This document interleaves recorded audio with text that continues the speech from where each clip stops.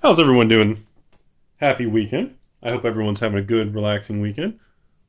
We are going to do exciting card sorting on this nice little Rudy's version of a podcast. It's not a podcast because there's video to it. and Today I want to talk to you about I spent all my conversations in the last day or two thinking about and talking with others. And that conversation is going to be based around the wealth disparity and income disparity, and specifically when it comes to restaurants, retail, and regular everyday Americans and people around the world, which again I only know from American culture, so I can't comment on other countries, but I really wanted to focus on that. And I want to give everybody my opinion on some things I see coming and on what I think kind of is going to happen long term. And I've got some of it's a little negative Nancy, Debbie Downer like, but some of it's kind of, I don't know, there's always that, black swan possibility and event of things that can go a whole different direction that you just, nobody can predict, that nobody can just have any idea how it's going to go. So, as we do round one of card sorting for Amon Ket, uncommon bulk bunch of cards.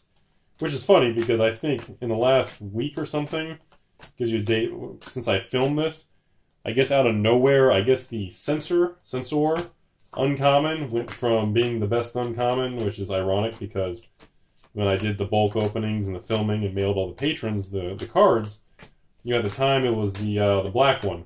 The what was that black card? Some bird thing. I don't remember. I'm sure I'll see it here in a second. And apparently the hot uncommon is going to be the Censor. Censor? So yeah. Just kind of shows how nobody really ever predicts how markets and trends usually unfold. And there's no real way to predict with Magic. And there's just too many cards, too many variables, too many decks, too many new things that come into the market as every set is released. And there's no real way to predict how everything's going to be affected. There's no way to predict how the market's going to absorb a new set. There's no way to predict how old sets are going to respond. And there's no real... And then, of course, people like to argue with me and say, well, Rudy, if you played the MF and Magic card game still in the last few years and you actually knew what was hot, what was not, you would have a better understanding of how to predict things. And I probably do agree with that because you'll be more in tune with the cards. You'll be more in tune with what you're seeing at F&Ms and tournaments and different Grand Prix around the country, around the world, and you probably have a better feel of you're starting to see certain cards more often and you're not seeing other cards. So you can probably start really kind of figuring out, well, what the direction is, what the trend is. You can probably start figuring out, like they say on Wall Street, the trend is your friend until the end when it goes around the bend. And then it just slaps you right in the face and hoses you because you stayed on too long because you're greedy. So with that being said, I just think of the uncommon, the movement of pricing on uncommons just reinforces how, the similarities between the Magic world and Wall Street and investing and money and how many characteristics they share.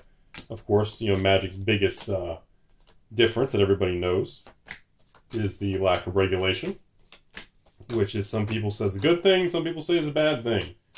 Other people say, well, due to the lack of regulation, a bunch of scumbags like Rudy coming around, pretty much we are going to, myself and people like me, quote unquote, are going to be the downfalls of Magic. We are going to be the ones that take the game down and cause it to collapse from the bubble that it's in. And yeah, I've been hearing that for years. I think I first started hearing about Magic is in a bubble. When the first time I ever heard that term used was, let's see, Magic the Gathering in a bubble. I'm going to have to say senior year in high school. Probably around 2002 was my senior year in high school. There it is. Whoop whoop, big money. I have to say in 2002 was when I first started hearing people say, Rudy, you need to sell all your Magic cards. You have all these old dual lands and unlimited cards and you need to sell them. The prices of these dual lands are up to $10, $20 a card or... No, I think by then they were like $30 a card. I don't remember. Hell, let's say 30. And, these things have just gone up straight since, it's 2002. Remember that. It's been non-stop increase in value. Another Censor, from what? God, 1993 to 2002. So you're looking at what, 9 years? Let's just call it 10 years. So, you know, from 10 years straight of just increases. You know, oh, you know, the market's going to correct, it's going to crash. And, you know, the Magic market has corrected many times. The Magic market has declined many times. But depending on what your circumstances are and what cards you're invested in or you have or how your money situation is. Ooh, I think the lighting just got funky. I think it just got dark out and my lighting just kind of completely adjusted. Let me check the camera, make sure you guys can still see okay. Because I feel like it just totally, you know, I gotta make it a little brighter because I think it just changed on me. I want to make sure you guys can actually see this stuff. Well, for the few people actually watching, even though you should just be listening. Anyways, I've been hearing about the Magic collapse and drop and bubble bursting, you know, pretty much my whole life at this point. And you know, some people do have truth to it. There is some validity to that argument because many times I can tell you, you know, from alliances, the Boldorvian Horde, you know, a lot of the cards like that were $30, $40, $35 at their peak. You know, they're 25 cents. They did collapse. Icy Manipulator from Ice Age, $10, $15, you know. A lot of the Ring of Gix from Urza's Legacy. You know, and if you understand, if you remember the names of the cards I'm saying, then you're an old guy like me and you've been in this game way too long, just like me. So, you know, and all those cards, you know, Ring of Gix from Urza's Legacy, I have like 30, 40 of them and foils of them because I thought that was going to be the next big thing. And guess what? I was wrong and everybody was wrong. It never solidified. As it aged, the card just literally depreciated to nothing and is deemed as a bulk rare. And I still have mine. I'm not willing to sell them for 25 cents. I'd rather just keep it. You know, price memory, you can argue. You know, who knows? So, you know, there have been many little things that have popped and fell and this and that and Magic, but overall, I just don't, you know, it's like when I open these vintage boxes on the channel for different patrons who want to experience a set that they remember when they were younger, or maybe experience a set that they just missed and they just like it. They like the flavor, they like the art, they like the cards. Or maybe they just want to see something cool. You know, they just don't want to pay full eBay price and they want to have fun and, you know, make a cool video and they can watch it and share in it. And, you know, I understand. It's cool. But at the same time, you know, the lack of supply of some of these older boxes is just, you know, I'm not saying there's none left in the world, but it is very low. It really is. Especially of certain sets. Oh, God. You get to, like, Future Sight? Oh, good Lord. I swear there's less Future Sight booster boxes than there are, like, revised edition boxes. I mean, I swear some of these, even, like, what, Lauren and Morningtide? Some of these weird mid-range Magic sets that were printed in the mid-2000s to late 2000s around the recession and, you know, the Great Recession of '08. You know, Magic's print runs were very low. Similar to Pokemon, it was kind of a lull. So because of that, a lot of the overall quantity of the product that was pushed into the marketplace was just very low. And I think a lot of the market is catching up to that, and a lot of the regular people who are just wanting to go back, you know, everybody keeps going after that stuff. And, you know, and people tell me, well, Rudy, aren't you afraid that a $600 Lauren box is going to go crash down to $100? And I'll tell people with 100% certainty, no, I'm not. You know, if I can find one for $400, I'll buy it all day long. You know, and I just, no. Because as long as people like it, which, you know, the unique characteristics of the older sets, and the unique characteristics of the arts, and the mechanics, and the feel of those cards. I mean, hell, the foils and the cards don't even barely warp. I mean, WTF, bro. I can open new cards and foils are warped in the pack. I can open flippin' Morningtide and the foils aren't even warped. Anyways, whatever. Stupid crap quality control at Wizards in the last few years. It's pathetic. For the money and volume, they just, you know, they're losing focus, man. It pisses me off. Flipping dollar signs and they just, you know, they lose focus. Come on, Ocean's 11, you all. You lose focus in this game for 1 minute. That's when you get slapped, man. That's when you get harmed. That's when you lose. That's when you get burned. Anyways. Just saying. God, I can't even look at the cards. I can see the difference in the printing. Anyways, but... Alright, I want to go back to what I originally want to talk about in this video, since I just did a random ramble about the people thinking these boxes are in bubbles and Magic's about to collapse. You know, been hearing it since I was in flipping high school. You know, I'm an old fart, man. I'm 32 years old. I feel like I'm retirement age. And, you know, 2017 now. High school was 15 flipping years ago. Oh my god, I am officially an old creepy dude. I mean, just wow.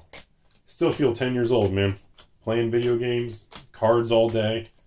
You know, the only difference is I'm older and I work. And, you know, I have to act like an adult and all that bullshit that the world tells you you're supposed to do. Get a real job, be professional, fit in the system. You know, sit in a cubicle, work many hours, wait for your 401k. Go fuck yourself. That's what I think of that shit. Yeah. Alright, sorry. Moving on. Alright, so I want to talk about income inequality, specifically for college students, high school students, and yeah, let's just focus on people in their teens and 20s. And I want, first things first, before we go into it too much, I want to talk about when I was in high school. So when I was in high school, I got a job. I worked at a grocery store, for example. See how many people remember, I don't know, around the country or the world, I'm not sure where. I worked at Fresh Market, was the first grocery store. It was a high-end, kind of a high-end grocery store, for those of you who know what it is. Similar to a Whole Foods, but Whole Foods didn't exist that long ago. So, I worked at Fresh Market, okay, in 2000, in like, I think 2001 or 2000, sophomore, junior year, when I turned 16, I went and applied, you know, went there, dressed nice, you know, asked to fill out an application. They interviewed me and said, you don't seem like a complete psycho, so sure, we'll hire you. So in the year 2000, Creepy Rudy was able to get a job at a grocery store. And Creepy Rudy was paid the standard $6 an hour, and minimum wage was $5.50 at the time. Or $5.75? I don't know, whatever. So I was paid $6 an hour.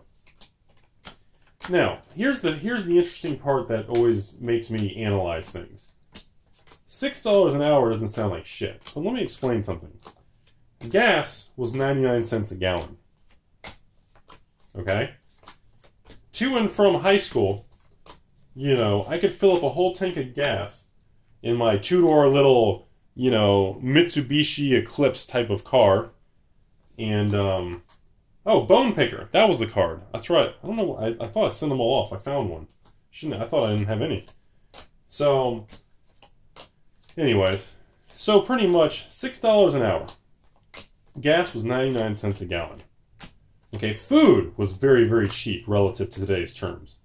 So, I want to focus on food and fuel. Now, remember, when the government calculates inflationary numbers and reports it to Wall Street, all that CPI index and all that bullshit unemployment numbers and GDP and slap your taco and stupid garbage and fake stuff to make you feel, ooh, positive, whatever. Anyway, so first of all, you need to understand inflation, the consumer price index, all this CPI, whatever, all the stupid acronyms that Wall Street provides. First of all, inflation is calculated excluding F&F, food and fuel. It's the very first thing everybody needs to know. So, before we even go any further, in my personal opinion, you can't calculate inflation and take out the two most volatile inflationary items in the world, food and fuel. Now, I understand why they claim to take it out, because they feel if they didn't take the number out, and they left food and fuel in the inflation calculation, inflation would actually look a lot higher, or actually is a lot higher, than what they would report, and it would scare Wall Street and it would scare the public. But by removing inflation by removing the F&F, food and fuel, from the inflation calculation, it makes inflation less volatile when they report it on a, what is it, monthly, quarterly? I don't know what the hell they report that shit. I don't remember how long it is. So when you remove the most volatile variables in an equation, obviously your results are going to be more stable and they're more consistent and they're going to look more believable. They're going to have more credibility to the average Timmy. So what happens is it makes people feel more comfort. But the problem is you're taking out the two items that carry the most inflation in the country. You're taking out the two items that are the most important. So this is where I get back to High School Rudy. So High School Rudy makes $6 an hour, okay? Well, when High School Rudy got off work, so High School Rudy would work 4 nights a week, okay? 4 nights a week. And I'd work 5 hours a night. Well, at $6 an hour, we're not going to get into taxes in this video because it's a whole different video. So we're going to make things very simple, very watered down. So if I work 5 hours a night, $6 an hour, I make $30 a night after high school at night working at a high-end grocery store. All right, yeah, pretty crappy, I know. So $30 a night, and Rudy works 4 nights a week in high school. Creepy Rudy, who's real young, he's not creepy yet because he's too stupid to know what the real world's about. So Rudy's bringing in $120 a week. All right? Still with me, everybody? You're not like freezing the video and minimizing it, just watching porn in the background, are you? All right. So if Creepy Rudy in high school brings in $120 a week from his $6 an hour job, well, here's the thing. I can leave my job in high school, drive home, pull in the gas station, buy a full 12 gallons or 15 gallons of gas for 99 cents a gallon. So if I get a full tank of gas, 15 gallons, at $1 a gallon, a full tank of gas just cost me 15 bucks. So very simply put, if I make $30 a night, $120 a week, and I use 1 tank of gas a week, that 1 tank of gas is costing me $15 on my $120 weekly income. That's cool. No big deal. What is that, 8%? 8 and change? You know, it's under 10%. No big deal. So, you know, nothing major. On top of that, Rudy wants to, he sees a hot chick and, he's like, holy crap, she's hot, and look at that little skirt, and Creepy Rudy wants to do terrible things, and, and I'm in high school, I want to ask her on a date. So I'm in high school, and I want to ask a girl on a date. So I say, hey baby, come here, what's up? I'm trying to be cool, and, I'm wearing my, what was cool back then? Tommy Hilfiger, Jinko jeans, some bullshit corduroy, who the hell knows, right? So back in the day, I say, okay, let's go out and let's go to flipping McDonald's and Wendy's, some stupid thing. Let's grab something before we go to the movie theater. So if I go to Wendy's or McDonald's, I can buy hamburger, fries, and a drink for $3. That kind of thing. I don't remember the exact things, whatever. And honestly, I hate McDonald's, but that's not the point of the video. So the point is, if I go on a date and I want to buy someone, take a girl to a movie theater and actual dinner, the price difference from then to now, the rate of change is highly, the velocity of money, the rate of change, the increase in the cost of the food and fuel has so far outran the cost of income, the rate of income change, that it's just absolutely nauseating to someone like me. And it just irritates me. Because, let's fast forward. I have no idea what minimum wage is today. No idea. Crap, what's minimum wage? $8 an hour? Crap, I don't know. So, I go to the same grocery store today. And I go get a job. And the same grocery store is going to pay $8 an hour. So this grocery store is going to pay $8 an hour. Gas, which is no longer $4 or $5 a gallon after the spike from years ago, gas is leveled off at what, $2.50 to $3? Who knows? Depends where you live. So let's say gas is $2.50 to $3. Let's make it even. Let's say $3 a gallon. You live in California or something. And at $3 a gallon, you get the same 15-gallon gas tank. You just spent $45 instead of that $15 that high school Rudy spent. Well, the problem is high school Rudy was paid $6 an hour. And now you're doing the exact same job in the exact same company, and you're getting $8 an hour. So your income, if you adjust high school Creepy Rudy to today's Rudy, $6 an hour to $8 an hour is what? 20%? 20% increase in income? So wages have moved 20%. And gas, for example, has gone from $1 to $3, for example. So, and again, I know gas is like $2.30 now, or I think it's come back down, but I want to make the analogy very simple. So, gas, in other words, fuel costs have gone up from 1 to 3. So, what is that, 300% increase? And your wages have gone up 20%. It's not even a close match. It's not even a close battle. And that's where we run into the problems. Now, you go to the same thing. If I want to go to Burger King, McDonald's, or some other stupid, crappy processed food place. Back then, you could get a full bacon cheeseburger for 99 cents, a large fry for 99 cents, and a drink for 79 cents. So you can get a full burger, fries, and a drink if you want to talk American crap food. And you're looking at $3 out the door. $1 an item. Probably less than that if they had a combo. So, Now, you go to the same place, that combo is going to cost you probably $6, $7, depending where in the country you live and what the kind of the average income and demographic is where you live. So again, same thing, 100, 200 to 300% food cost increase. And it's actually, the number's even worse if you want to calculate actual produce, fresh food, healthy food. It gets even more outrageous. So the purpose of what I'm getting at here is, as the generations and the years continue to go by, we are continuing to see the wage and wealth inequality widen and get worse and worse. And the problem is, and I'm going to be very blunt and make people very upset now. This is, you guys had your introduction, and most people who don't like me have already ended the video anyway, so, I usually kind of let some time go before I start getting a little raw and nasty. So most people who don't like me already ended the video and they're gone. So for those of you who've left, at this point, I'm going to just label it out. I'm going to say it how it is. Pretty much, if you don't do something special in this world, you don't create or come up with something, and you're not a hustler, and you don't actually run a business or do something on your own, if you take a standard path and you work a regular job and you're clocking in and out and you're dealing with that, you're never going to get ahead, and you're going to have a very challenging, difficult life, and it's only going to get harder and harder as you get older and older, and your body ages, the years go by, and the cost of living increases every single year. I don't even want to talk about rents and housing and all that other crap. I just want to leave it there. And, hell, Magic the Gathering booster packs used to be $2.99, then $3.99, now $4.29. It's the same thing. In 10, 20 years from now, Magic booster packs are going to be $5 a pack. Period. MSRP. It's going to keep moving. Period. And in 10 years from now, if I'm still doing YouTube and Patreon, I'm probably not going to be able to offer $79.99 booster boxes because the damn thing's going to get... Wizards going to raise all the prices. Period.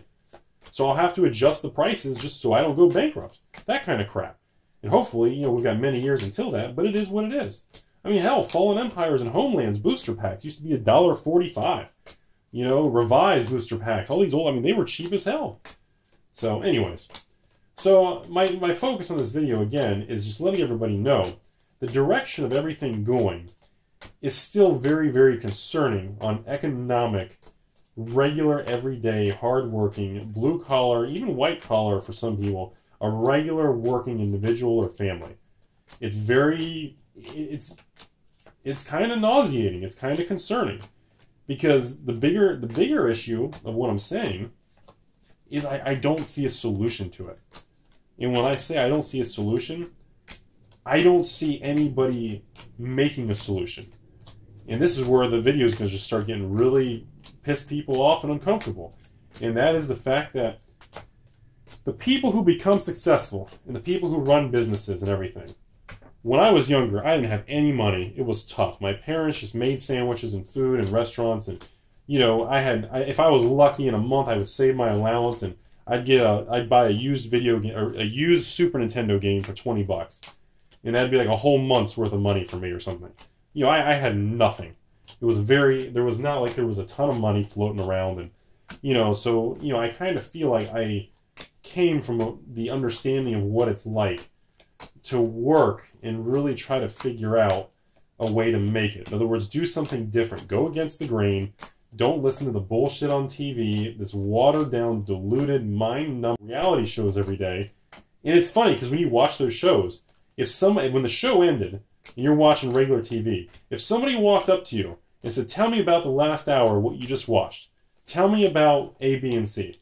Most likely, most of you watching would just look and say, I don't really remember. I just zoned out and stared at it, and there was people doing this, A, B, and C, but past that, I don't really remember.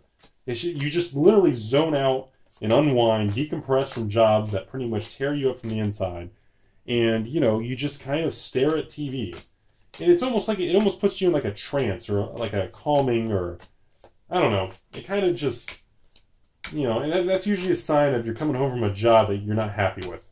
And you're just trying to just not think about it and just stare at a screen, and you're just trying to get through the day or school or a job or whatever you're dealing with at the time. So my concern is that a lot of this stuff is intentional. My concern is just a lot of these things are just, how do I say it?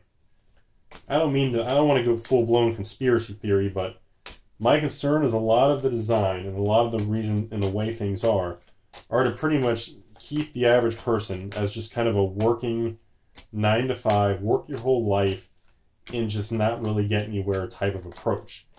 And in Wall Street, if you want to get even more, we're going to start going a little deeper here. In Wall Street, some very, very well-off people once told me, and these people were very, I don't want to use the term powerful, but they had a lot of leverage and capital at their disposal. And these people were telling me that, Rudy, I need to tell you some things that are really not going to make you happy. I was all, what's that? Tell me about it, Timmy. What is it? What is it, boy? Tell me. I was just an idiot back then. I was young and dumb. I'm still just older and dumb now. And these people would tell me that, Rudy, you have to understand, we need to live in a country, in a society, in a world where most people struggle. It has to be that way. And, the conversation got very awkward. And I just pretty much said, I don't quite fully agree with you, but I will agree to disagree. And the individual told me, look, blah, blah, blah. I made a lot of money in my time. And Rudy, if you want to get older and be successful, this and that, and really build a business and work hard, it's going to take a lot of work. It's going to take a lot of creativity in doing things that's pretty much against what normal people are going to think is the right thing to do. And for me, it looks like it was cardboard for me, right? Looks like that's what turned out to be my calling. Go figure, right? Who would have known? So, there's a pretty unspoken belief that income inequality and kind of that wage where a lot of people don't make much money is intentionally designed that way. It's supposed to be that way, and it always will be that way. And there's a lot of people who make a lot of money and pull from that lower socioeconomic class. And a lot of people believe that it needs to be that way because those people work real hard. Those are the people that pay interest rates and pay fees and interest on banks and credit cards. Those are the people who spend a lot of money on, what we call basic, low-income items. Smoking, drinking, energy drinks, any kinds of e-cigarettes, regular, just basic items that are very taxing on a certain demographic of the population. And I found that to be very interesting, and some of it I thought was interesting, and I guess I can kind of agree with it. Some of it I had a hard time accepting. And as I've gotten older, because this conversation, when I had this, and I talked to this person, this was probably, this is probably 10 years ago now. This was my mid-20s. And I just remember thinking, well, what would happen if a lot of those lower income individuals or people who don't have money in general were to progress or were to get ahead or were to make more, have better precision on their decision making, or they were able to restructure their personal life, or they were able to really see the light and realize, okay, I'm not going to buy this, I'm going to do this, I'm going to move money here, I'm going to save this every paycheck. What would the effect be on that? And simply put, it would crush many, many corporations' earnings. You crush their earnings and their growth rate, you crush the stock price. You crush the stock price because there's no growth, the market starts to slow. The market slows, it creates panic and more fear on Wall Street. Remember, the number one biggest, dangerous, most chaotic, nuclear-type risk on Wall Street is fear. It is the most dangerous word and the most dangerous entity on Wall Street. Because fear has the power to go through like a virus and just shake the system up. And that is the most dangerous thing there is. Because fear can almost be self-fulfilling when you deal with that stuff.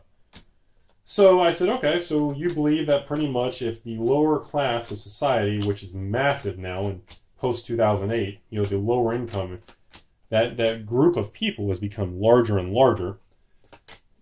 If that is the case, I don't understand why there can't be a middle ground or a way for everybody to be more successful and companies to still do well. Well, the problem is if, those type of people, if certain lower income and lower socioeconomic class, don't you guys like that word? If those type of people in society, quote unquote, woke up or changed their actual day-to-day behavior and changed their mindset, which is extremely difficult to do. And it's almost honestly, it's damn near impossible for somebody to do if they've been doing things a certain way their whole life. I mean, it's damn near impossible. I mean, it's a certain lifestyle, it's a certain rhythm that they're used to. And to break that is just, it's incredibly, almost, I don't want to use the word impossible, but it's highly improbable to get people to permanently shift spending habits, outlook, and how they view the world and their perception and their just overall, just their perspective on life. It's you know, to be able to crack that is just, oh my God. It's almost impossible, period. So, you know, I thought that was a very in-depth, interesting conversation. And I'm not sure I agree with all of it. I kind of do, but I kind of don't, because I understand the rationale behind it. But I like to take the opinion that, you know, the nature versus nurture BS. I don't want to get into that, but, you know, I'd like to take the opinion that if people are informed and they're kind of molded and there's more transparency in the world and you discuss it, and, you know, whether you agree with somebody or not, whether you hate Creepy Rudy on the internet or not, I don't care. I know there's a ton of people that hate me. They don't like what I've done to the game. They don't like my success on YouTube. And they don't like the fact it's getting worse because the channel's growing and I'm pulling in substantial amounts of views, which is quote-unquote bad for the industry, bad for games, bad for local game stores because of the pricing I do and everything. It's like a virus. What I'm doing is I'm slowly redefining the entire industry and it's rippling through. Well, maybe it's true, maybe that's not. Only time's going to be able to tell and that kind of thing. So, I like to believe that there is a way for regular people, even today's day and age, who are in high school, college, whatever, to work a regular job and make that $8 an hour in a grocery store or a restaurant or retail. And I still want to believe, I'm going to use this very cautiously, I want to believe that there are a lot of people out there that recognize that they can't blow their money on stupid shit. They can't buy depreciating assets. They can't blow their money on dumb things. They can't just literally burn their money smoking and drinking and partying every night, which there's nothing wrong with having fun. But you can't let having fun just wipe you out financially, you know. And then, of course, you know, I always get the same people who tell me the same thing on these conversations. Well, Rudy, you could be dead tomorrow. Something could happen.